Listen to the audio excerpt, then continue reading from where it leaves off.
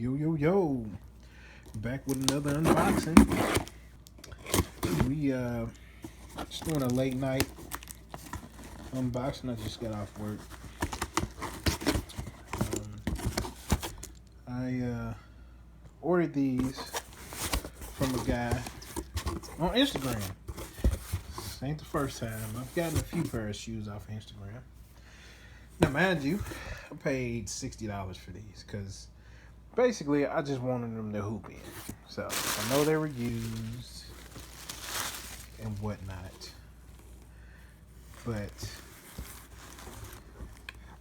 you know, still in pretty damn good shape. You know, on eBay these are still going for a couple of hundred. It's Kobe 9s. Know what I mean?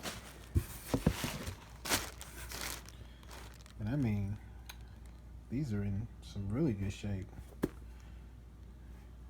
You know? That's not bad. So, you know, these are the Kobe 9. Oh gosh, I forgot the name. Sorry, I'll put it in the description though. But yeah, these are still going for a few hundred on eBay. But I paid $60 for them. Just to hoop in.